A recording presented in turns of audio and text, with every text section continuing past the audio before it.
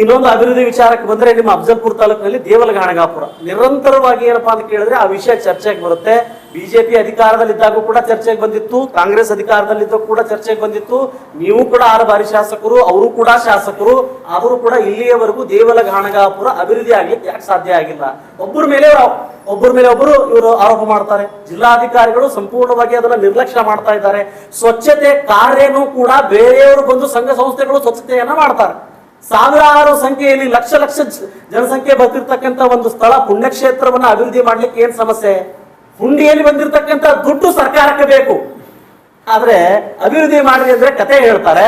17-16 ಶಾಸಕರು ಅಥವಾ ಸಚಿವರು ಬಂದು ಏನಪ್ಪಾ ಅಂತ ಕೇಳಿದ್ರೆ ಅದನ್ನ ನಿರ್ಲಕ್ಷ್ಯ ಮಾಡ್ತೀವಿ, ಅದು ಮಾಡ್ತೀವಿ, ಇದು ಮಾಡ್ತೀವಿ ಅಂತಂದ್ರೆ ಬಜೆಟ್ ಇಂದ ಸಿಕ್ಕಾಪಟ್ಟೆ ದುಡ್ಡು ಖರ್ಚು ಮಾಡ್ತಾರೆ.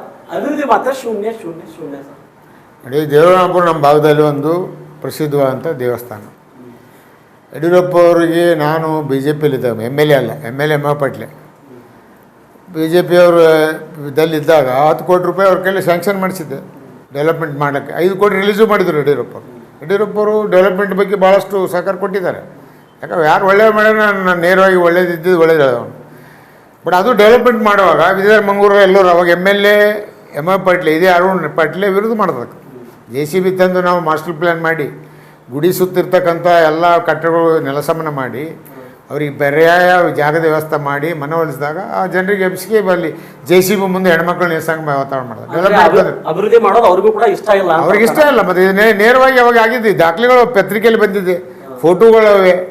ಸೊ ಅವಾಗ ಆಗ್ತಿತ್ತು. ಯಡಿಯೂರಪ್ಪ 5 ಕೋಟಿ ಕೊಟ್ಟರೆ ಇನ್ನೂ 5 ಕೋಟಿ ತರ್ತಿದ್ದೆ ನಾ ಡೆವಲಪ್ಮೆಂಟ್ ಮಾಡ್ತಿದ್ದೆ. ಯಾಕಂದ್ರೆ ಇದೊಂದು ಕ್ಷೇತ್ರ ಅದ ಆಗಬೇಕು.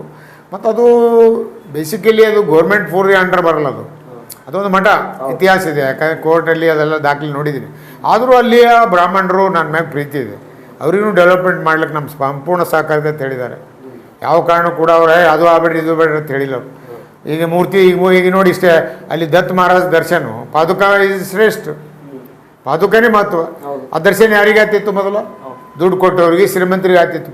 ಪಕ್ಕದಲ್ಲಿ ಕಿಂಡಿಯಲ್ಲಿ ಭಕ್ತರು 2-2 ಕಿಲೋಮೀಟರ್ ಲೈನ್ ಹಚ್ಚಿ ಕಿಂಡಿಯಲ್ಲಿ ಬರೀ ಮೂರ್ತಿ ದರ್ಶನ ಮಾಡಿ ಹೋಗ್ಬೇಕು. ಇವತ್ತು ನನಗೆಲ್ಲ ಅವ್ರು ಸಹಕಾರ ಕೊಟ್ಟಿದ್ದೆ. ಆ ಪಾದುಕನೇ ಕಿಂಡಿ ಎದುರು ಇಟ್ಟಿದ್ದೀನಿ ನಾನು. ಮೂರ್ತಿಗೆ ಅವ್ರು ನಮಸ್ಕಾರ ಮಾಡಿದಾಗ ಪಾದುಕ ದರ್ಶನ ಆಗ್ತದೆ. ಅದಕ್ಕೆ ತೆಗೆದೀನಿ, ಜನರಲ್ ಆಗಿ ಮಾಡಿದ್ದೀನಿ.